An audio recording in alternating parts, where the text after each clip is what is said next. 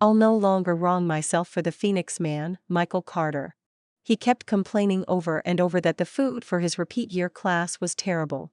So, I turned around and bought myself an expensive cream cake. He said the dorm had no heat and it was freezing. So, I immediately bought an electric heater for my rented room. He got angry and gave me the silent treatment right up until the homeroom teacher mentioned I hadn't paid his materials fee. Only then did he confront me. "Natalie Bennett, why don't you care about me anymore?" I smiled calmly and said, "Because I don't love you anymore." After all, in my previous life, I had given up the chance to go to college for him. I entered the factory early, waking before dawn and working late into the night to fund his repeat year. And he repeated only to chase his unattainable white moonlight, Emily Quinn. This time, Peking University would be the brand new starting point of my life. When I burst out laughing at the factory, my co-workers thought I had lost my mind. My hand trembled as I wiped the tears from the corner of my eyes. No one knew I had been reborn in 1979. I was 18 years old, 8 months away from the college entrance exam. I still had a chance to go to university. My life could start over. I couldn't wait to toss aside the needle and thread in my hands and stand up from my chair. A coworker looked up at me and said, "Natalie, the floor manager said no bathroom breaks during work hours. If they catch you, they'll dock your pay." But my resolve was set.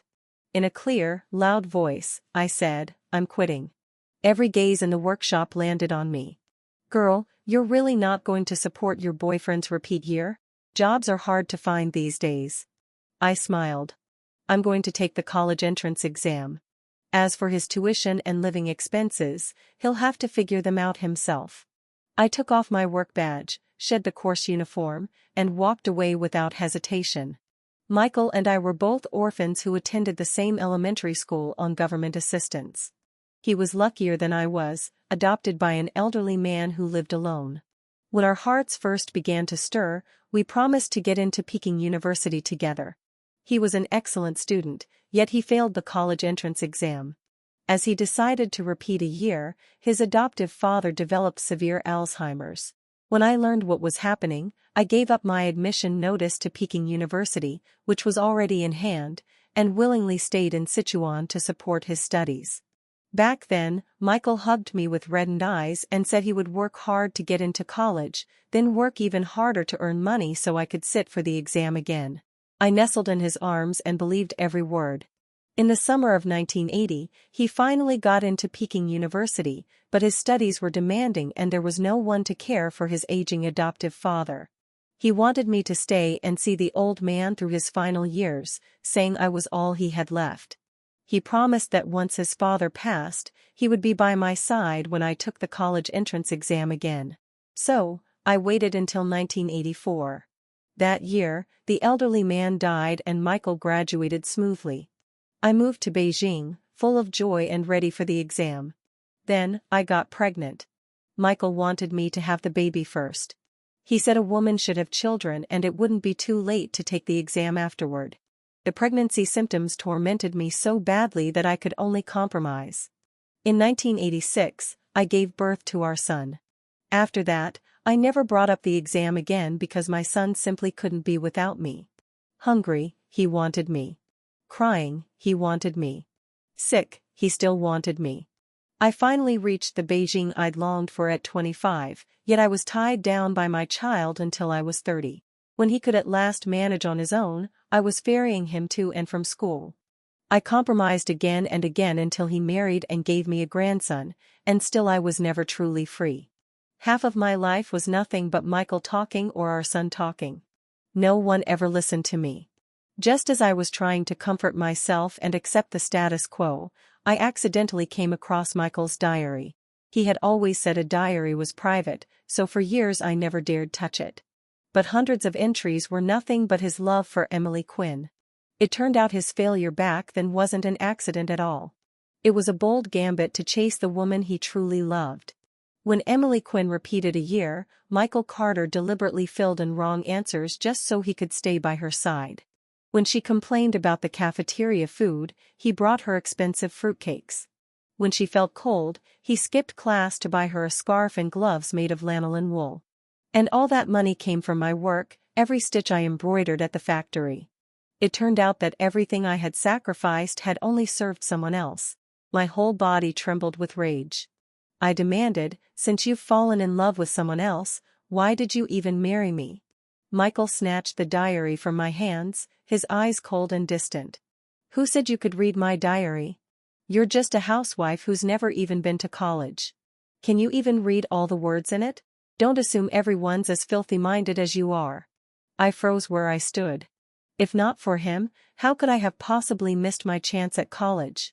And now he despised me for being uneducated. I couldn't understand it. Where had the Michael who once looked at me as if I were his whole world gone? My chest ached sharply. I no longer argued with him. I picked up a small suitcase and left. My son tried to follow me, but Michael stopped him. This house is mine. She doesn't have anywhere else to go. She'll be back in a few days. Just as he predicted, I didn't see my son come after me again. I was crushed with disappointment. Dazed, I walked straight into a car accident. Lying in a pool of blood, the pain in my heart was deeper than the pain in my body. I had spent most of my life revolving around Michael and our son. And in the end, all I had left were these old bones broken by the collision, nothing else. When my mind cleared, I was sitting in the small rented room, clenching my teeth until my jaw ached. Since I'd been given a second chance, it had to be a gift from heaven. I excitedly set up a study plan, allocated my savings, then the lock turned and two people walked in. As expected, one of them was Michael, but behind him was a beautiful young woman. Michael clearly hadn't expected to find me here since I should have been working the night shift at the factory. For a moment, panic flashed in his eyes. Why are you back? Before I could answer, the girl behind him shivered from the cold and Michael didn't bother pressing me. I immediately pulled her inside. This is Emily Quinn, the class president of my repeat year program, Michael said. Emily's skin was pale. Her eyes were large and she wore a stylish jacket that made her look full of energy. When she noticed me staring at her, she smiled sweetly. Hi, sis. Before I could reply, she turned and walked straight into the bathroom.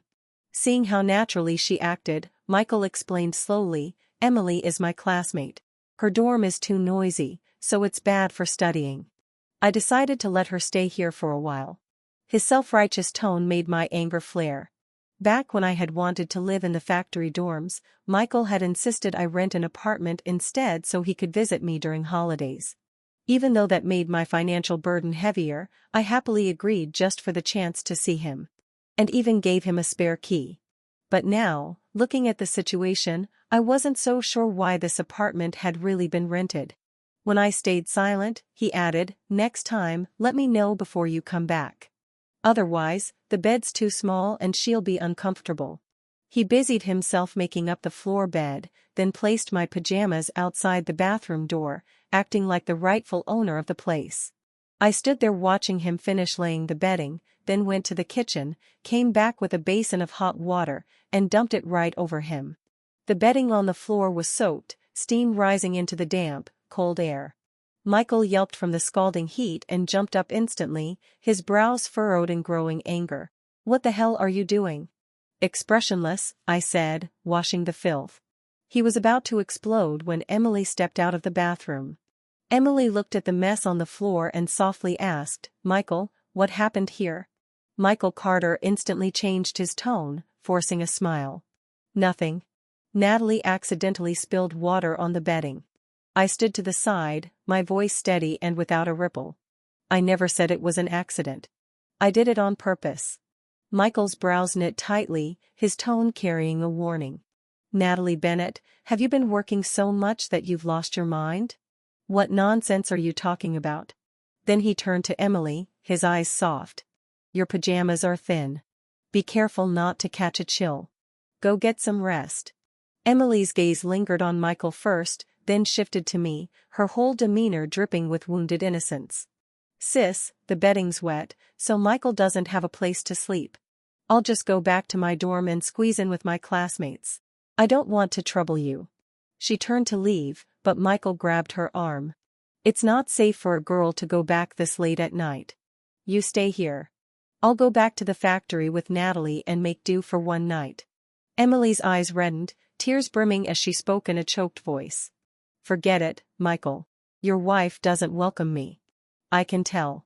I just won't come again. Michael grew anxious, turning to grab my hand, his grip pulling painfully. You stay here. I'll leave with her right now. I yanked my hand free. The resentment I'd been holding back finally bursting out. Michael Carter, this is my rented apartment. How can you be so shameless?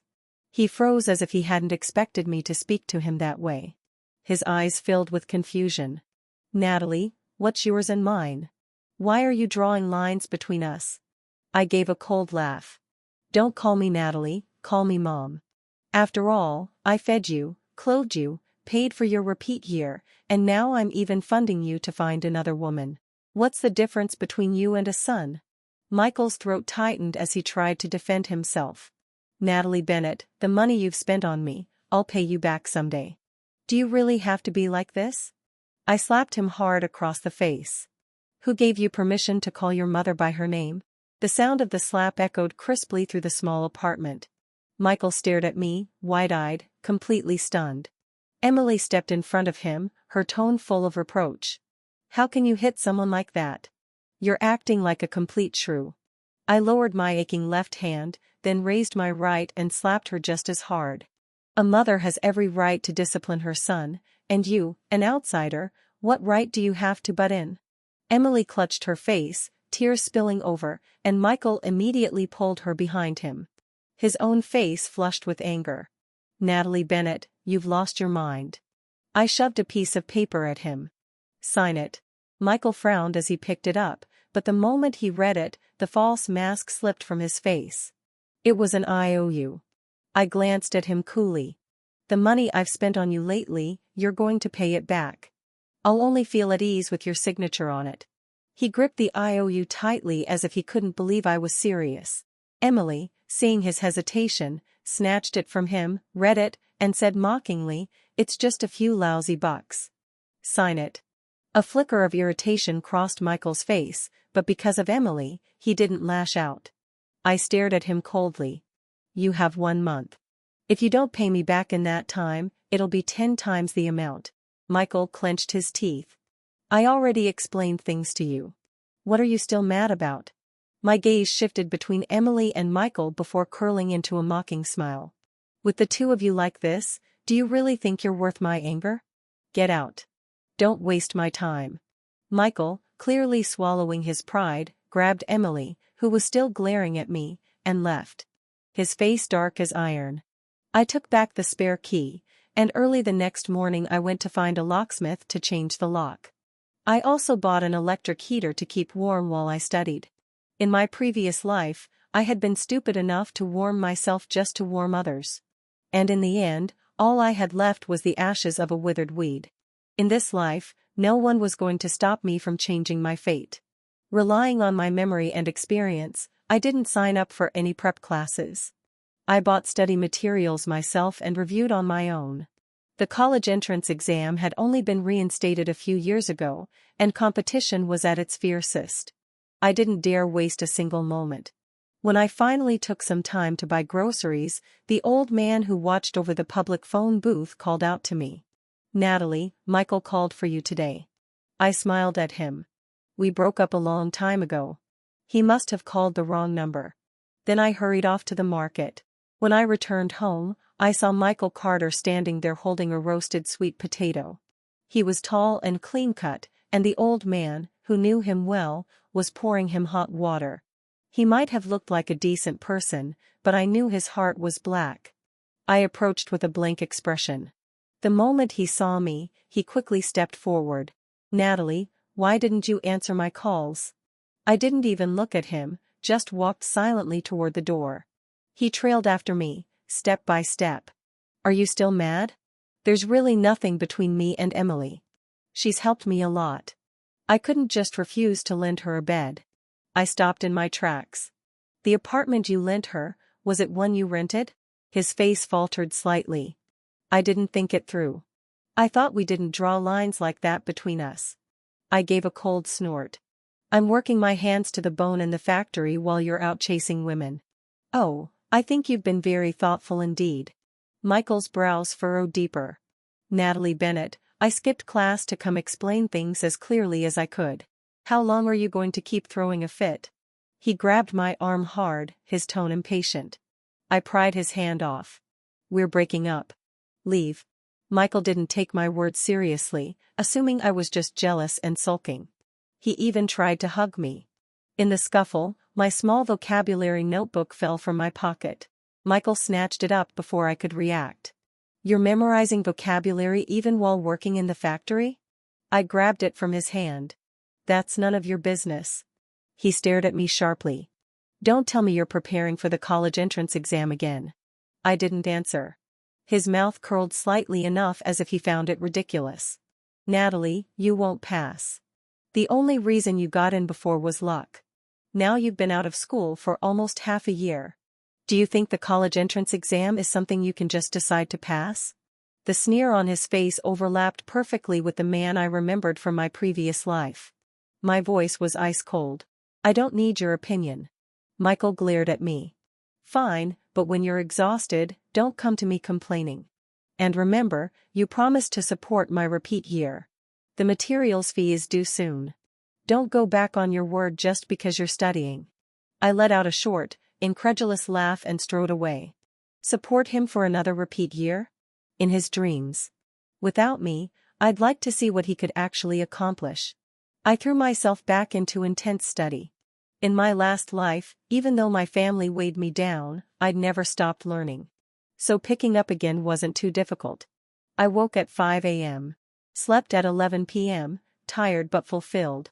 My life was no longer the kind where I opened my eyes to my child and closed them in the kitchen with nothing beyond that. The red crosses on my test papers grew fewer and fewer. On my birthday, I planned to buy myself a cake, but unexpectedly ran into Michael and Emily Quinn, who was smiling up at him with bashful sweetness. Back then, I had rented the apartment near his school to make it convenient for him to visit. Now, thinking about it, it just felt unlucky. Emily spotted me first. Emily Quinn seemed to raise her voice on purpose, calling out, "Michael, Michael," over and over as she clung to him, asking him to buy her a cake. Michael Carter rubbed her hair helplessly. All right, I'll buy it for you. Seeing that scene, it would be a lie to say I felt nothing. In my previous life at this time, a cream-frosted cake was considered a rare treat. I'd always had a sweet tooth, and since it happened to be my birthday and Michael had just received a bonus, I asked him to buy a small one. I even took time off from the factory, cooked a full table of his favorite dishes in my rented apartment, and waited for him to come after class. Michael came home late that day, but what he brought wasn't a cake, just a cold roasted sweet potato. Natalie, times are tight right now. A cake isn't as worthwhile as a sweet potato. Don't you love these the most? They're both sweet. What's the difference? Even though I was disappointed, I didn't show it. I even convinced myself he was right, blaming myself for wasting money. It wasn't until much later, reading his diary, that I learned he hadn't bought me a cake because he had no money left. He had spent his entire bonus on a cake, a dress, and fashionable lipstick for Emily Quinn's birthday that same day. For me, there had only been a cheap sweet potato from a roadside vendor. Sweet potatoes were cheap, and in his eyes, so was I. But my worth isn't for him to decide. It was just a cake. If I wanted one, I could buy it myself. I walked right up, ignoring everyone else, and took the most expensive cream cake in the shop. Michael finally noticed me, looking a bit pleased. Natalie, you've come around? I glanced at him like he was an idiot, then walked straight out with the cake. Halfway down the street, he grabbed my arm. Who are you buying the cake for? I rolled my eyes and kept walking, not bothering to answer. But he wouldn't let it go. Not long ago, I told you the food at the repeat year class was terrible, and you didn't care. Now you're wasting money on a cake. I let out a short, disbelieving laugh. And yet here you are buying a cake yourself. Looks like you're doing fine. Michael coughed awkwardly and mumbled, today's Emily's birthday. What's wrong with me buying a cake for the birthday girl? Seeing his obvious attempt to cover the truth, I gave a cold smile. Today is my birthday, too. Michael froze, his grip on my hand loosening. Why didn't you tell me earlier? I pulled my hand away. I celebrate my own birthday. It's not like I haven't told you before. Emily, still holding onto Michael's arm, spoke in a sugary tone. Sis, what a coincidence. Why don't we celebrate together? I sneered. Do I look that shameless, spending time with people of such questionable character? Emily's eyes reddened, her voice trembling as she tried to look pitiful. Sis, even if you don't like me, you don't have to slander me like this. When Michael saw Emily in tears, he immediately jumped to defend her. Emily is a good girl. Your mind is truly filthy. I curved my lips into a faint smile. A good girl wouldn't sleep in the same bed with someone who already has a girlfriend. My voice was just loud enough for the people around us to hear. Heads turned, eyes landing on Michael and Emily. Their faces instantly went pale. Michael scrambled to explain. Don't make things up. I gave a short huff and strode through the crowd to the counter. Michael, seeing I was ignoring him, snatched the cake from my hands. Natalie, are you even listening to me? I stared past him like he was nothing but air. The cashier, thinking Michael intended to pay, announced the price. Michael's tightly pressed lips twitched. Why is it so expensive?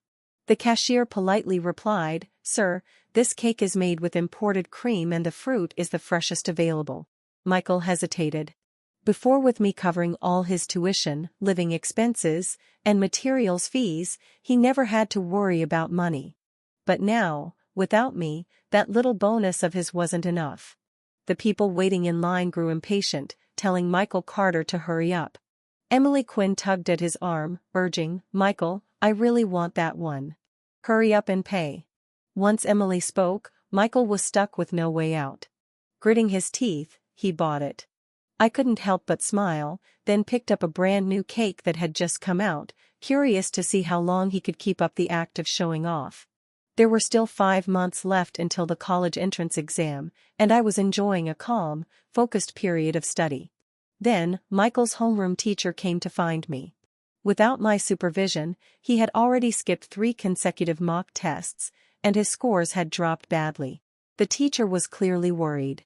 You're Michael's cousin, right? This kid's been dating lately, and he's even skipped tests just to buy his girlfriend lipstick. At this rate, it's no good. He's the strongest student in the entire repeat year class, the one I've been focusing on. But if this keeps up, forget Peking University, he won't even make it into a technical school in Beijing. I calmly corrected the teacher. You're mistaken. I'm not his cousin. The teacher frowned. That's how he introduced you to me before. I let out a cold laugh. I didn't say anything because I was afraid you'd find it ridiculous. I'm his ex-girlfriend. The teacher froze, then looked embarrassed. Michael always seemed like such a good student. I shrugged. You can't judge people by appearances. You're a responsible teacher, but everyone has their own fate. Whether he gets into college or what kind of life he leads afterward, that's his choice. The teacher sighed after a pause. It's a pity. The girl he's dating is also in my class. She's pretty, but definitely not the well-behaved type. I've tried to talk sense into her several times, but she refuses to break up. How did Michael end up with her? I forced a small smile. Yeah, how did he end up with her? Sometimes, good advice can't save someone determined to ruin themselves. The teacher kept sighing, and once he knew the truth, he didn't linger. But before leaving, he asked, So, who's going to pay Michael's materials fee? He's the only one in the class who hasn't paid, and the school's pressing for it. I asked him, and he said you'd cover it. I really don't know what else to do. I gave him a troubled look. And why exactly should I be the one to pay for him? The teacher opened his mouth but said nothing, finally shaking his head and leaving. A month later, Michael did something rare. He actually waited for me outside my door. The moment he opened his mouth, it was to demand, Natalie Bennett, you quit your job at the factory? I kept my hands in my pockets. Do I need to report it to you if I quit the factory? Michael's tone was full of self-righteousness. You promised to cover my repeat year expenses. If you've quit, where's the income to keep your word? My materials fee has been overdue for months. Are you trying to embarrass me on purpose? Shameless. If there was ever a word made for someone, it was for him. Michael, I agreed to support your repeat year because I wanted a future with you, but you cheated on me. So, why should I keep giving? The word cheated made him bristle like a cat with its fur ripped out. He instantly raised his voice. Natalie, Emily, and I are just friends. Stop making a scene. As if shouting louder made someone right. My voice was sharp as crushed ice. I never said who it was. You're the one rushing to announce it. Color drained from his face, then returned in blotches. Sometimes, I really didn't understand men like him, liking someone else, yet still clinging to an ex they refused to let go of. Michael's voice softened. What ex? We never broke up. I smirked. And who told you that? We're not married. What right do you have to tie me down? He finally heard the finality in my tone.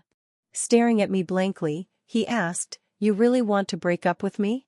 When he said it, there was actually a flicker of unease in his eyes. I didn't hesitate. Let's break up. You don't have me in your heart anymore, and I feel filthy just being near you. I opened the door to go inside, but he grabbed me in a panic. No, that's not true. I do have you in my heart.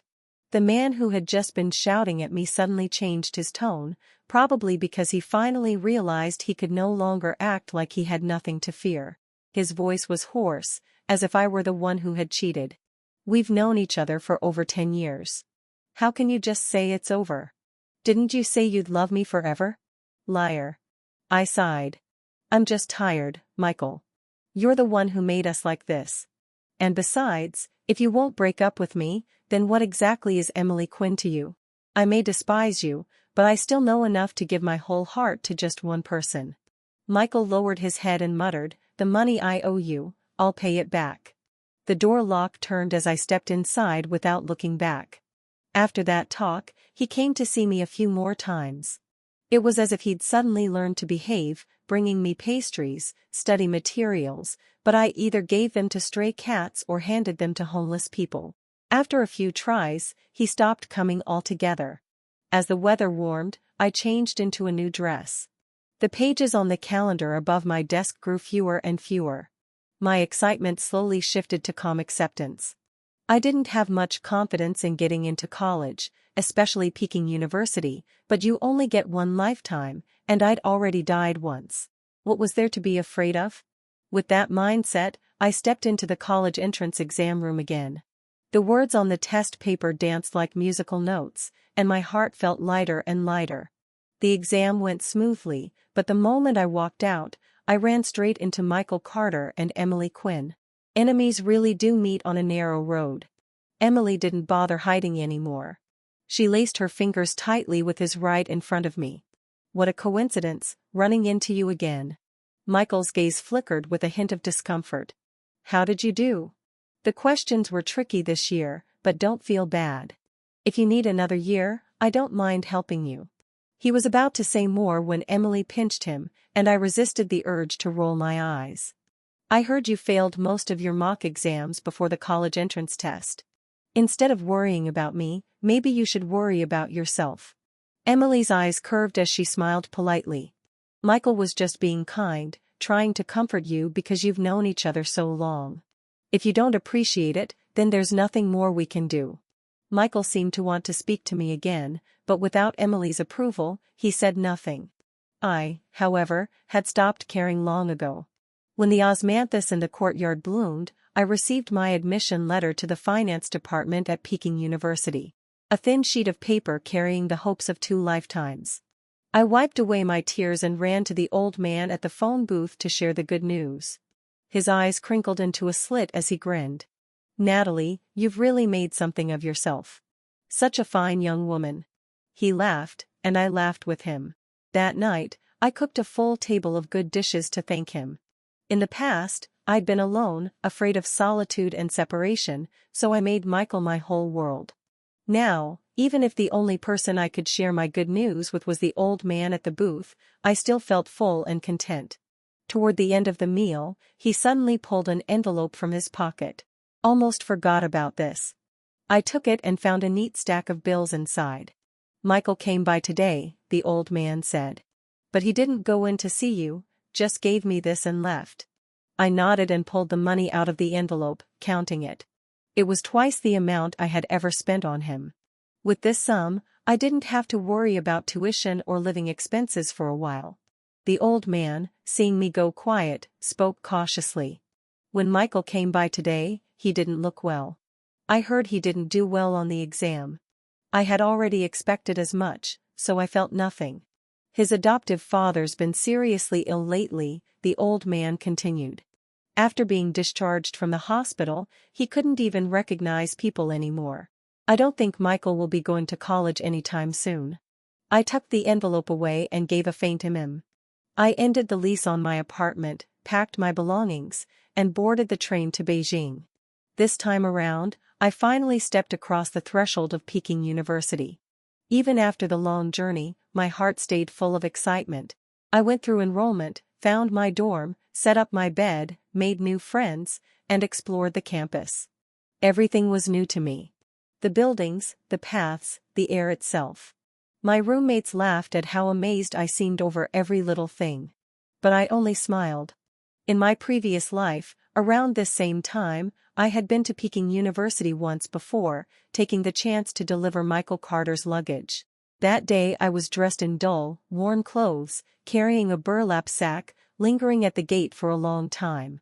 Through that iron gate, it felt as if I were staring at two completely different lives. I had asked him if he could take me inside just for a look. He frowned and said, "Dad needs someone to take care of him. If you don't go back soon, he'll start making a fuss." So I swallowed my longing and hurried away. But now, I didn't need his permission. I had walked in openly, under my own power. This time, I was determined to make it to Peking University not only to fill the regret of my past life, but for another reason, to build connections. Most of my roommates and classmates were top talents from their provinces with well-off families. Once I had adapted to campus life, I began learning securities trading through their networks. The stock market was turbulent that year, but volatility often meant opportunity. Using my knowledge from my previous life and my quick reactions, I earned a substantial profit and briefly became a well-known figure in the department. Even the advisor who hadn't supported me before praised me for having sharp market instincts and being a woman as capable as any man. I split my earnings into 3 parts, one for savings, one for starting a business, and one to continue trading. My plans for the future became clearer and clearer. Not only would I become a top professional, I would also become a top-tier entrepreneur. While things were going exceptionally well for me, Michael's side of life had taken a turn for the worse. We'd long since stopped any contact, but that didn't stop him from coming to Beijing to attend a technical secondary school. Beijing had many schools, but student gossip traveled fast. He was the only married student among them, a rarity. Word was that one day his wife showed up at his class, dragged him all the way to the playground demanding money. "You promised to buy me a necklace. I've been waiting back home for 2 months and you still haven't sent it. Do you have someone else out here?" My roommate reenacted the scene perfectly for me. That girl was fierce, slapped him right across the face, split his lip. Then she asked where his father was and he couldn't answer. She pressed him until he skipped class and ran off. I raised an eyebrow. "And then?" My roommate took a sip of water, then said, "I heard his dad drowned in a lake. Been dead for 2 months. His wife kept it from him this whole time." I couldn't help but feel a pang of irony. It seemed Michael had tried to treat Emily Quinn the same way he had treated me in my past life, coming to Beijing for school and leaving her at home to care for his adoptive father with Alzheimer's. But Emily was never going to quietly look after an old man. His adoptive father had been a good person, but thanks to Michael, he couldn't even have peace in his final years. The old man was pitiful, but Michael had brought this all on himself. After all, he had chosen her. The path he chose was his own. Who else could he blame? That winter break, I returned to the welfare home to visit the director, even donating some money to improve the children's living conditions. The director was touched and kept me talking until it was dark. At one point, he brought up Michael Carter, wearing a look of deep disappointment. "You both grew up here. How did he end up like this?" He then shared some updates about Michael. After Emily Quinn's outburst at his school, he'd felt humiliated, dropped out, and returned to his hometown. Everyone thought he had gone back to arrange his adoptive father's funeral, but instead, he fought Emily over the old man's house. The old man had worked himself to the bone raising him, and yet Michael's behavior left people chilled. After this, who would dare adopt from the welfare home again? The director sighed. I asked, though I already suspected, so, who ended up with the house? The director gave a mocking laugh. Emily used the child she was carrying to threaten him. After Michael gave her the house, she turned around and got rid of the baby. Then, in the middle of the night, she sold the house and disappeared. I raised my brows, almost thinking Emily had done the right thing. The director shook his head. Back then, you and he were so close that you even took the college entrance exam twice for him. I thought you two would last, but he couldn't handle his own good fortune. Still, a man like that isn't worthy of you. You're doing very well now. If they try to contact you. I shook my head. Actually, Michael has written me several letters over the past couple of years. He said he misses me, said I'm the one who really suits him, admitted he was blind before. I didn't reply to a single one, threw them all straight into the trash. After leaving the welfare home, I went to the supermarket to buy a small cake. The kind of thing I once couldn't bear to spend money on was now part of my everyday life. As usual, I chose the most expensive one. But at the checkout, I ran into Michael Carter making a delivery. He wore a yellowed cotton jacket, his face unshaven. The only thing he'd ever had going for him, his looks, was long gone. I, on the other hand, wore a stylish camel coat and leather shoes, the contrast making him look even more pitiful. He didn't recognize me until I spoke. Michael, I said as I tucked away my change, cake in hand, ready to head back to my hotel. He stepped in front of me. Did you come back to find me? I frowned, covering my nose. Don't flatter yourself. Stay away from me. Michael froze, then stepped back awkwardly. Sorry. I've just been so busy with work, I haven't had time to take care of myself. I had no interest in pointless conversation and strode past him, but he suddenly called out, Natalie Bennett, I regret it. I picked the wrong person back then. You're my real love. After all these years together, you really won't take me back. His voice trembled, almost breaking into sobs. Now he knew how to cry. Where was this when it mattered? I looked over my shoulder. No, I don't regret leaving you. In fact, I think it's the best decision I've ever made in my life. Michael's tears fell harder, his shoulders shaking. I smiled faintly. There's no medicine for regret, so I hope I'll always live in a way that